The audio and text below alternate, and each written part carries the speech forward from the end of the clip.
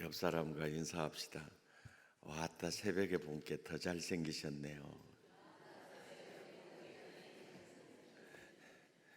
예, 그 사람하고 한 번 더 인사를 하시는데요, 별로 도움이 되지 못해서 죄송합니다. 그리고 인사.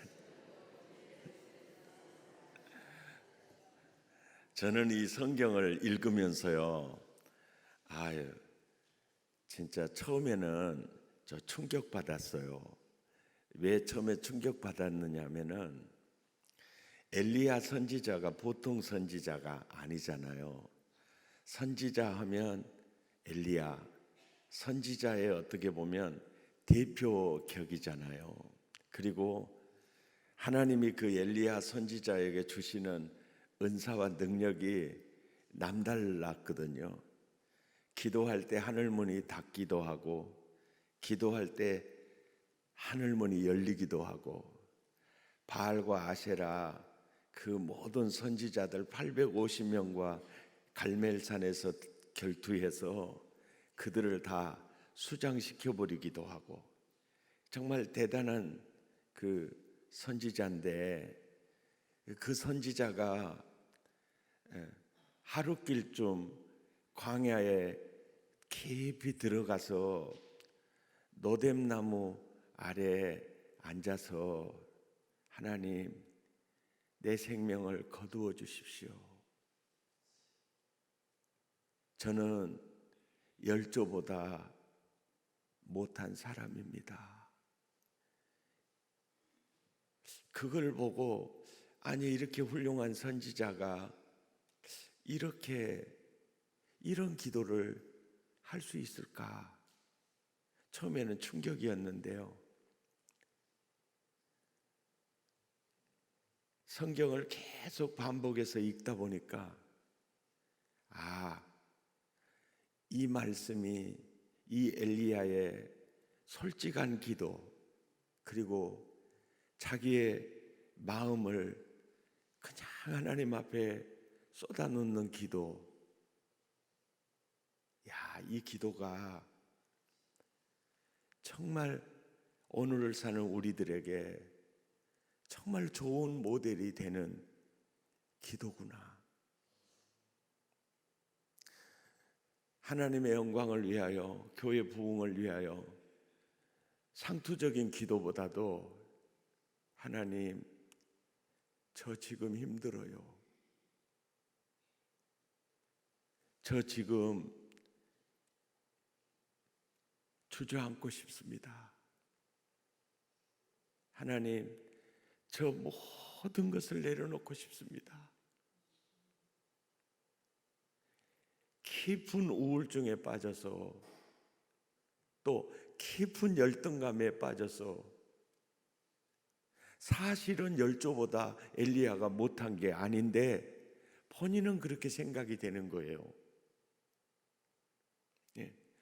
사실은 다른 사람이 뭐라고 그래도 내 생각이 긍정적이면 좋은데, 다른 사람은 다 훌륭한 선지자라고 해도 내가 느끼는, 내가 이렇게 느낄 수 있거든요.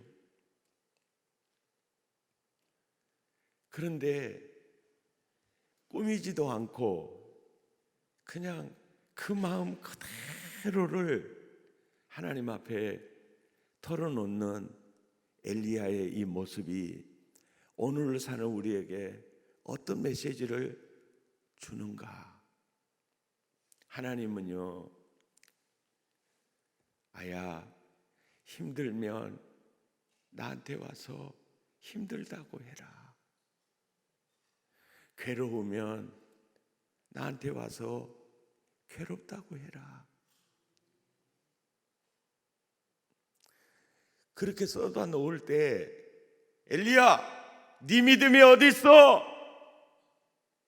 하나님이요, 한마디 책망을 안 하시네요. 그냥 천사를 보내어서, 천사야, 엘리야 광야길로 들어가. 얼마나 배가 고프겠니? 네가 음식을 좀 가지고 가서 저 지치고 외롭고 열등감에 사로잡혀 좌절하고 있는 엘리야 찾아가서 아무 말 하지 말고 그냥 등을 어루만지면서 누구예요? 천사야, 하나님이 보내서 왔어. 하나님이 이 음식 보냈어. 먹어. 그럴 때 엘리야가 얼마나 시장했으면 그 음식 먹고 그때 깨달은 게요, 세상에 하나님이 나를 잊지 않으셨는데, 세상에 하나님이 나를 지켜보고 계시는데, 하나님의 사랑이 나를 붙들고 있는데, 그래가지고 그 자리에서 벌떡 일어나서 회복돼서 나가는 이 모습이요, 새벽기도 올 때 모습과 갈 때 모습이 나와 여러분 이렇게 달라지기를 축복합니다. 할렐루야. 제가 오늘 이 말씀을 통해서 제가 깨달은 것은, 엘리야가 이렇게 지치고 이렇게 외롭고 이렇게 열등감에 사로잡혀 있는 이 모습을 하나님이 왜 우리에게 보여주셨을까? 그리고 오늘 이 본문을 오늘의 언어로 표현하면 이런 얘기예요. 엘리야가 하나님께 하는 말, 하나님, 저도 사람입니다. 돌덩이가 아니에요. 우리는 엘리야를 보면 돌덩이처럼 생각하는데 아닙니다. 하나님, 저도 사람이에요. 돌덩이가 아닙니다. 연약합니다. 상처받기 쉽고 지치기 쉽고 무너지기 쉬운 연약한 나입니다. 한번 따라서 합시다. 나도 사람이야. 돌덩이가 아니란께. 옆 사람 눈을 쳐다보면서 집이 진짜 그래? 안 물어봐요.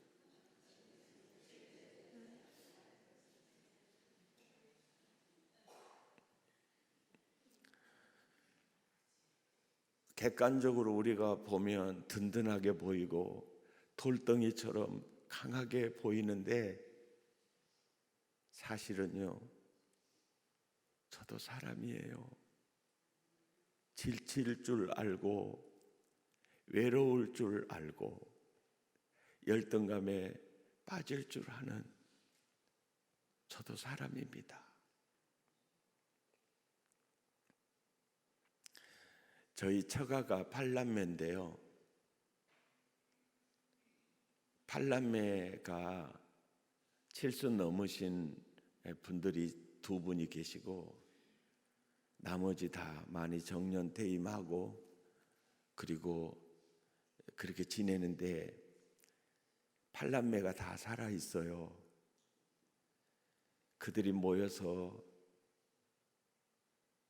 우리 나이 더 들기 전에 우리 8남매 해외여행 한번 가자. 백목산에 갈 수 있을까? 우리 한번 갔으면 좋겠다. 그래갖고 날짜를 잡아가지고 집사람이 왔어요. 일정을 보니까 부흥회 일정과 잡혀 있어요. 저는 못 가겠네. 당신이 대표로 잘 다녀와. 그래서 집사람이 연락했어요.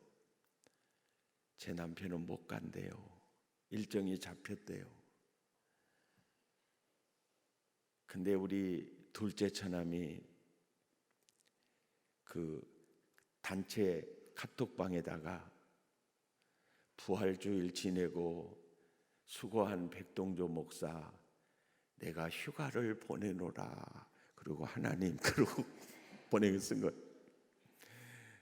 그래서 얼마나 함께 가고 싶었으면 저렇게 하셨을까 해서 일정을 조정해 가지고 갔다 왔어요.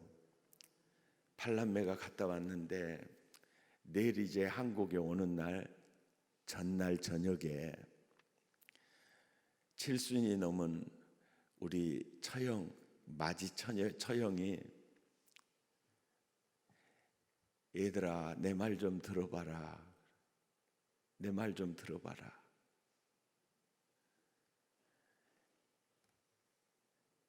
저 형부가야 30년 전에 이 대만 왔었는데야 학생들 데리고 대회하려고 감독으로 왔다가 상하도장 4개를 딱 파가지고 왔어야 상하도장 4개를 딱 파가지고 와서 여보 얘들아 이리 와봐 이것이 상하도장이여 그러고 4개를 펼쳤는데 이것은 내 것이고 이것은 큰아들 것이고 이것은 막내 아들 것이고 이것은 딸 것이고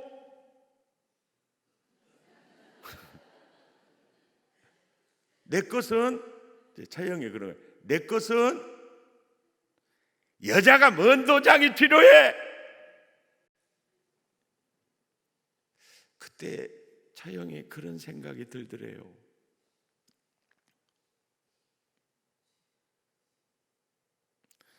나는 이 집의 식구가 아닌가? 나는 이 집의 가족이 아닌가? 나는 밥하고 빨래해주는 식모인가? 내 남편이 나를 그렇게 생각하는가?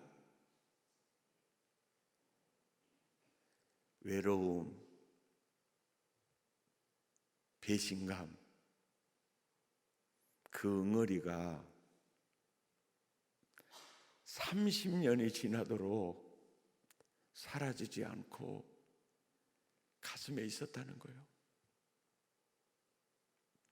그러니까 그 형부가 그래, 뭔 그걸 가지고 그래 막 그러고 막 난리하는데 당신은 그렇게 생각할지 모르는데 나는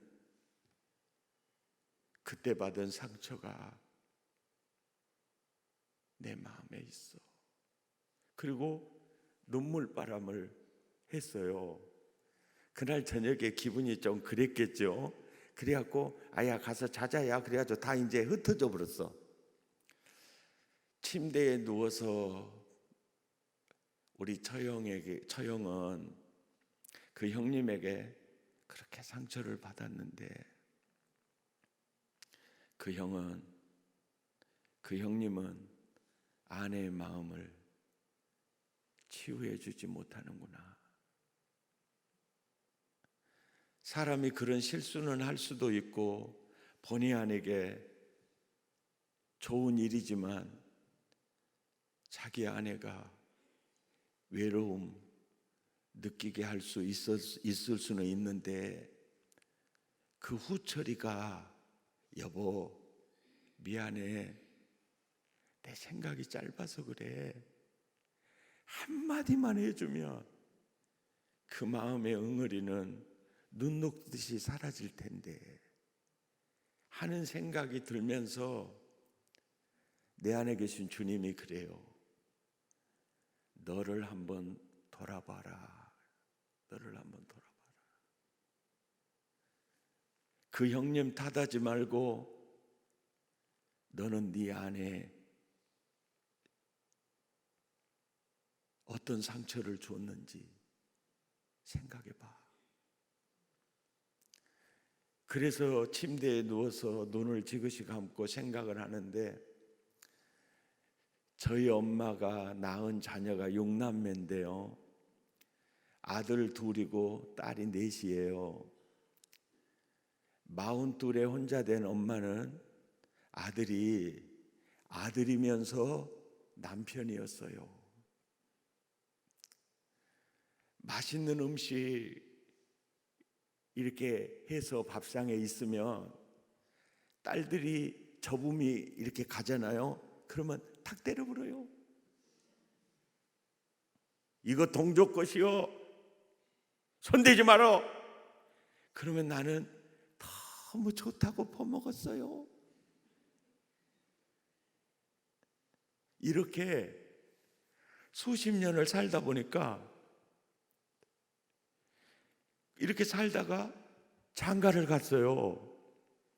맛있는 거 딱 보이면 이건 내 거, 이 생각밖에 없어. 이게 문화가 그렇게 무서운 거예요. 그러니까 맛있는 거 있으면 나 혼자만 퍼먹고 자빠져 있는 거예요. 집사람은 당신 한 점이나 더 먹어, 그러고 손대대지 않아요. 그게 나는 아주 자연스러운 그런 문화였고 행동이었는데, 여러분 참 부끄러운 얘기입니다. 여보, 참 이 음식 맛있게 했네. 당신도 좀 먹어봐. 이거 당신 먹어. 말 한마디라도 했으면. 제가 그날 밤에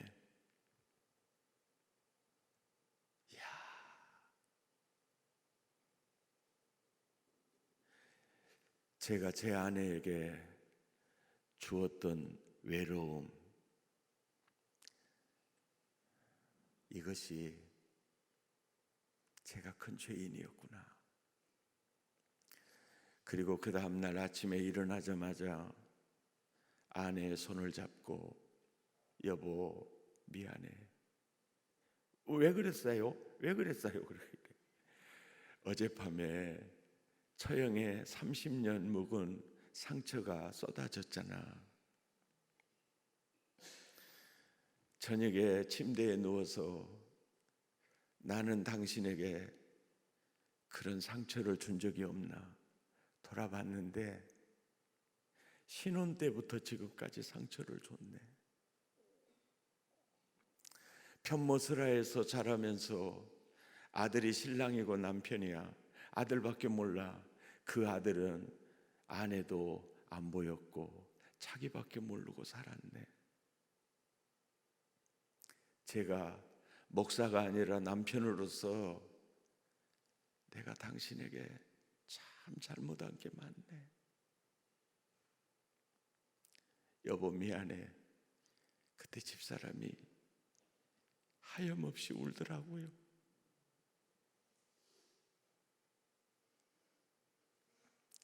나도 사람이야, 돌덩이가 아니라고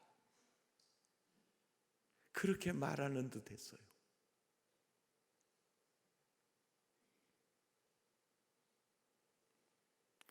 옆 사람 따뜻한 눈빛으로 보면서 집이는 그러신 적 없지요? 하고 물어봐봐요.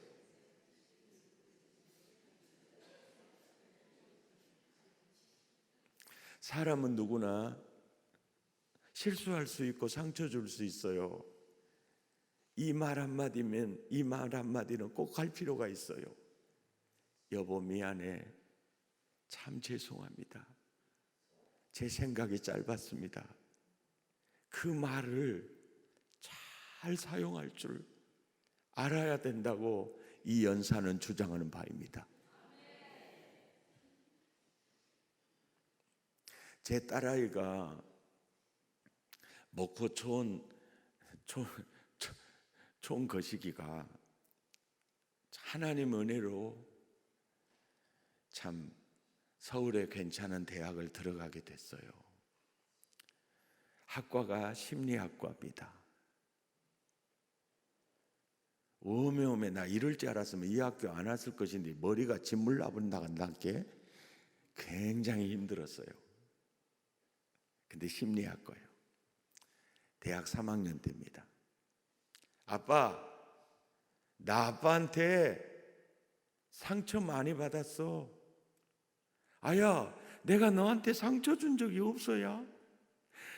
네가 태어나면서부터 내가 너를 얼마나 사랑했는데 그리고 네 어렸을 때 사진 내 침대 옆에 서랍에 있어. 내가 힘들면 네 사진 보면 너무너무 좋아. 네 사진 이렇게 보고 있잖아. 그러면 주님이 그런다. 그렇게 좋냐?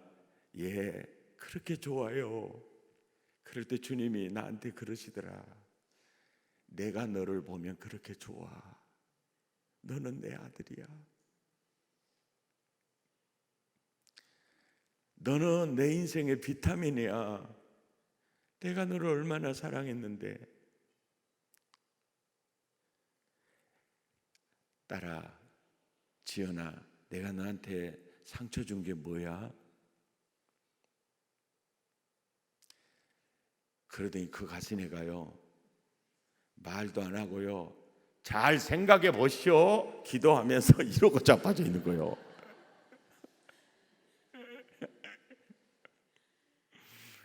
오메오메 자식들 아주 왼수요 왼수. 제가 곰곰이 생각해 봤어요. 저는 이런 생각을 했습니다. 전도사 시절부터 노예 목사님들, 선배 목사님들 보니까 목사님들의 역량이 딸리면 처자식이 고생하더라고요. 그래서 제가 이를 악물었습니다. 처자식 고생시키는 목사는 안 돼야 되겠다. 그러면서 열심히 교회 섬겼어요. 근데 목사가 무엇이 제일 힘드냐 하면은, 그리고 목사의 마음속에 있는 교인들이 누가 있느냐 하면은 목사에게 잘해주고 이런 사람이 있는 게 아니라 암 걸리는 권사님, 교통사고 나서 입원해 치료받은 이 집사님들, 아이가 가출해서 그 아이 찾느라고 몸부림치는 그 성도들이 이 마음 중심에 있어요. 그래가지고 목사의 마음에 처자식이 없어요. 목사의 마음에는 오직 교회밖에 없습니다. 그러다 보니까 유치원 졸업을 하는지 초등학교 졸업을 하는지 한 번도 가본 적이 없었어요.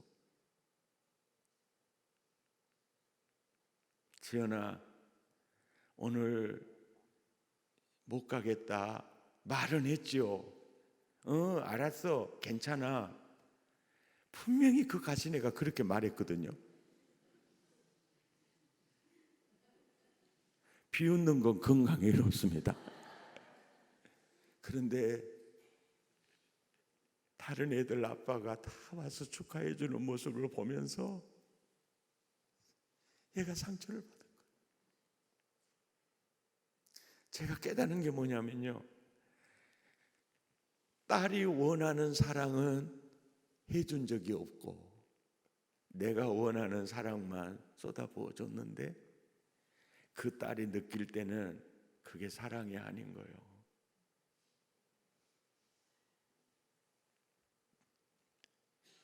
딸의 손을 잡고, 지연아 미안해, 내가 잘못했어. 그 딸아이가 울더라고요.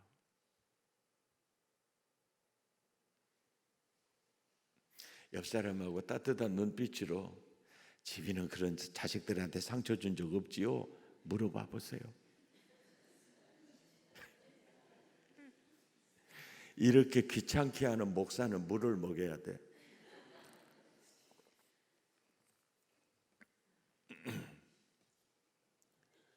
사람은, 제가 인생을 조금 살아보니까요, 사람은 여름날에 생선 같습니다. 상하기가 쉬워. 나이 드신 어르신일수록 안 상할 것 같죠? 안 그래? 너무너무 상하게 식어. 이 연약한 그릇이라고.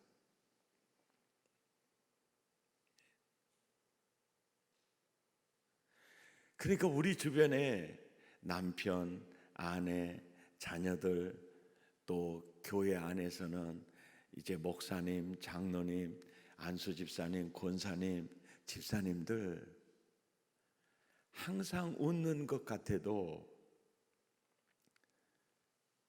말 한마디에, 눈짓 하나에 외로워질 수 있고 지칠 수 있고 열등감에 빠질 수 있어요.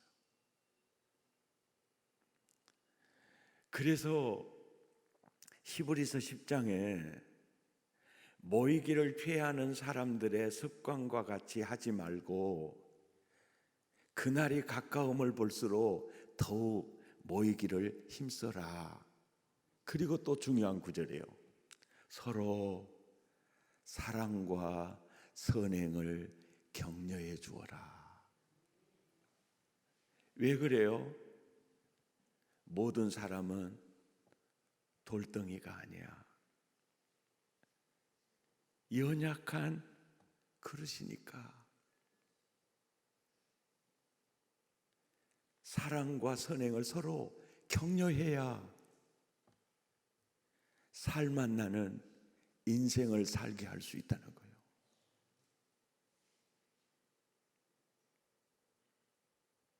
아멘입니까? 아까 인사할 때 아이고 오늘 새벽에 본 게 더 잘생기셨네요.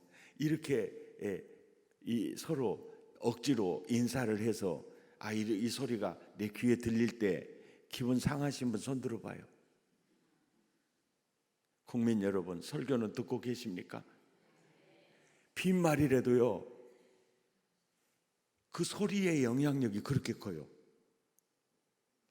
아유, 장로님 어째 얼굴이 조금 안 좋아진 것 같네요. 몸이 자꾸 빠지면은 그 암의 위험성이 있는데 검사해 보셨어요? 이러고 자빠져 있으면요, 입을 찢어야 돼. 그러면 몸이 더 나빠져 버려. 더 나빠져 버려. 아예 땅속으로 들어가려고 한다니까. 국민 여러분, 예, 아우 장로님 오늘따라 혈색이 좋으세요. 아니 요즘 저 몸이 깔았는데요. 아니요, 팔팔해요. 그러면요, 몸이 팔팔해지거든요.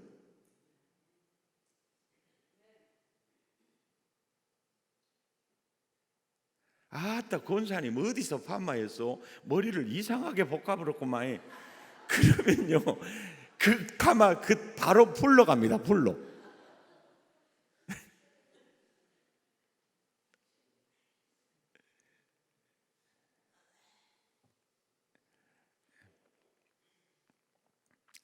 우리는 엘리야를 보면서 그래, 엘리야도 이렇게 지치고 주저앉고 싶고 포기하고 싶을 때가 있듯이 내 남편, 내 아내, 우리 집사님, 우리 전도사님도 그럴 수 있겠구나. 그래서 언제나 살맛 나는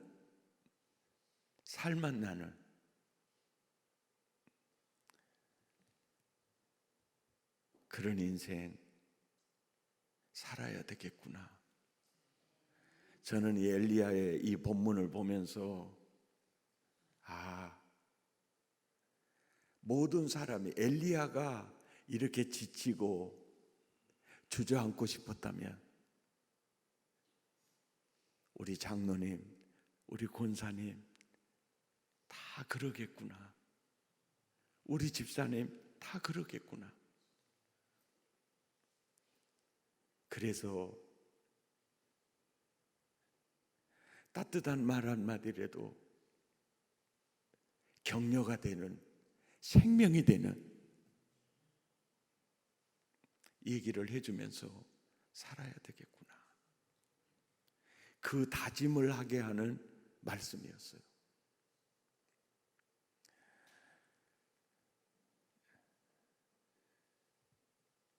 제가 목회하면서 많은 장례식을 치렀지만 잊을 수 없는 슬픔에 젖은 장례식은 34살 먹은 두 딸을 가진 아빠가 심근경색으로 죽었어요. 근데 그 형제는 우리 교회 청년부 형제였고 잘생겼어요. 사실은 그 형제와 다른 자매가 사귀고 있었는데, 결혼까지 생각하며 사귀고 있었는데, 다른 자매가 그 형제 뺏어버렸어. 그래갖고 지 남편 삼아버렸어요. 그런데 그 자매가, 나는 미스 때 결혼하기 전에 저는 그 자매를 천사로 봤거든요. 그런데 많은 사람에게 보일 때는 천사처럼 보였는데 은근히 남편을 갈근 겁니다. 이거를 바가지라고 그러죠. 큰 소리도 안 내고 야금 갈 갖다가 나요. 근데 남자는 상처를 받으면 말을 안 해요. 여자는 상처받으면 뭐 개 같은 거, 뭐 같은 것 하면서 살겠네, 못 살겠네 하면서 입주댕이부터 나오기 시작해가지고 설거지하면서도 조제 불고, 어떤 사람은 침대 속에 들어가서까지도 막 조제거든요. 남자는 그러지 않아요. 남자는 상처받으면 그냥 침대 굴 속으로 들어가 버려요. 말 안 해. 그것 때문에 여자보다 남자가요 7, 8년 먼저 죽어요. 국민 여러분, 이거 절대 빈말 아닙니다. 여자는 상처받으면 말로 풀어버리고 울어불면서 풀어버리거든요. 근데 남자는 눈물 나오려고 그러면 어허 매갖고 참아버려. 그래갖고 죽어버려 일제. 이거 아주 중요한 얘기예요.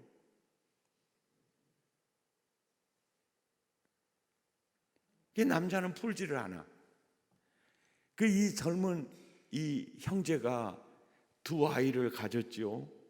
두 아이의 아빠의 남편의 가정을 이끌어가는 그것만으로도요 가만히 내버려둬도 그 중압감이 무겁거든요. 그런데 자기야, 그 누구 남편은 이번에 생일 맞을 때 그 선물 해줬다더라. 그러면서 월급봉투 받아오면 이것 갖고 어떻게 한 달 살까? 이러고 자빠졌었다가 나요. 말을 못한 남편이요,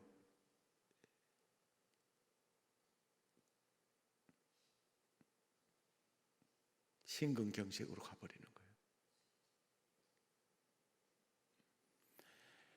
그 관을 붙잡고 우리 권사님이에요. 우는데 울면서 하는 말입니다. 아야 이 새끼야, 그렇게 힘들면 어미한테라도 말하지. 아야 이 새끼야, 그렇게 힘들면 어미한테라도 말하지.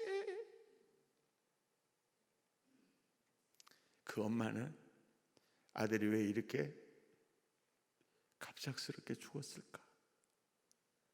여러 사람 얘기를 듣고 종합해 본 결과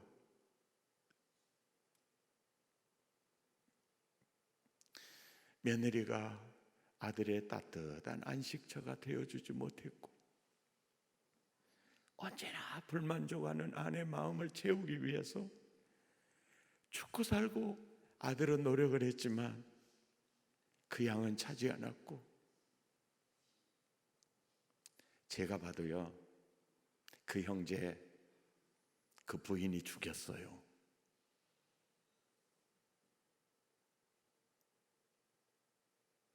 이번에 뭐 진실이부터 시작해가지고 연예인들 많이 죽잖아요. 악플 때문에 죽어. 악플. 말이 그렇게 무서워요. 이 악플 때문에 죽어요. 악플은 아니래도 썸뻑썸뻑 비수와 같은 쥐어짜는 이 배우자의 말이 지금 생명이 아닌 겁니다.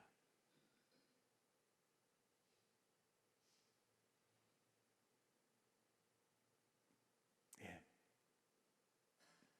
따라서 합니다. 나도 사람이야. 돌덩이가 아니야. 믿습니까? 아멘입니까? 그렇게 중요해요.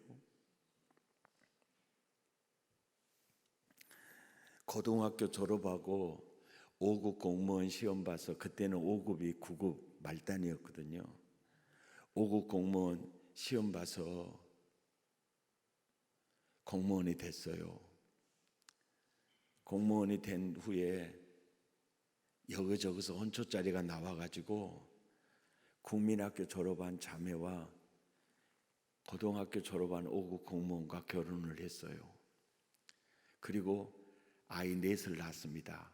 사남매를 낳아서 길렀어요.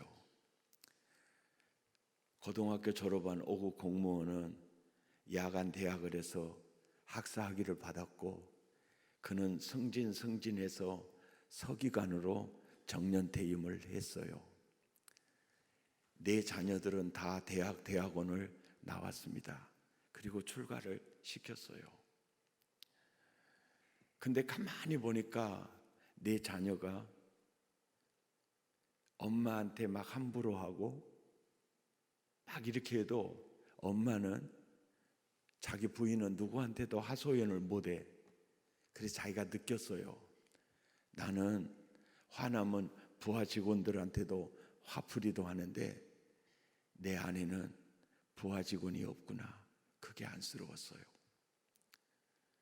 그래서 자기가 부하 직원이 되어주기로 마음을 먹었습니다. 집사람이 이것 좀 해다 줘요. 그러면 예, 충성하고 해줘다 주고, 왜 이렇게 했어요? 그러면 시정하겠습니다. 그리고 시정하고. 그러니까 할머니가 얼마나 살맛 났겠어요.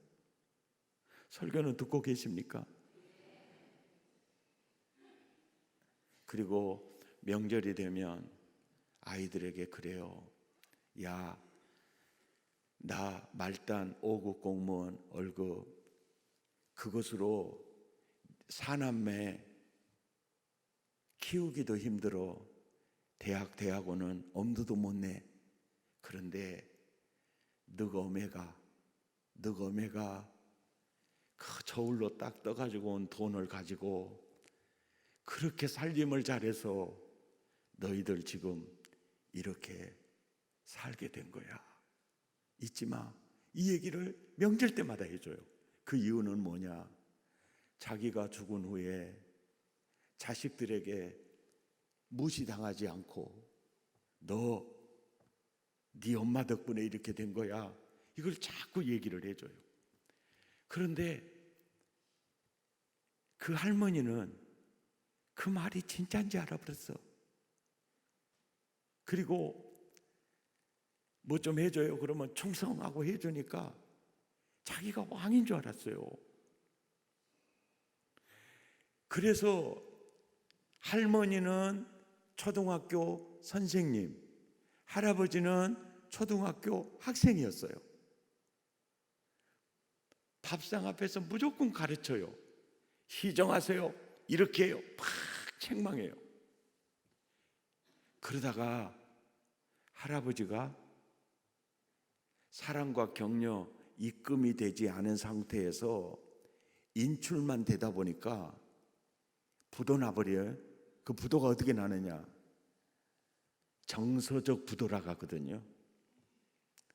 너무 열받아가지고 악 하는데 뇌출혈로 쓰러져 버린 거예요. 그러니까 할머니가 전화기 수화기를 딱 들고 114를 눌러가지고 아가씨 119가 몇 번이요? 그러고 물어보니까 아가씨가 119가 119죠. 그래서 오메 나 좀 봐야. 그리고 응급실로 119 와서 갔는데 병원에 도착하기 전에 돌아가셨어요. 장례식을 다 치르고 영감이 없는 쓸쓸한 집에 있는 게 너무 두려워서 이랜드 노인복지관에 갔습니다. 할머니들과 앉아서 남편을 도매 위에 올려놓고 조제기를 시작을 하는데 그 얘기를 듣고 보니까 내 남편 같은 남편이 없어요.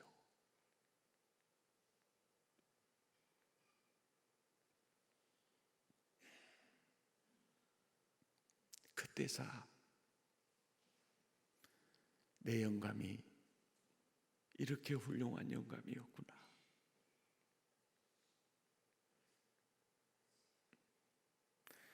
만약에 시집 오자마자부터 이 남편은 최고의 남편이야 생각하고 살았으면 그 할머니 일생이 얼마나 행복했겠어요.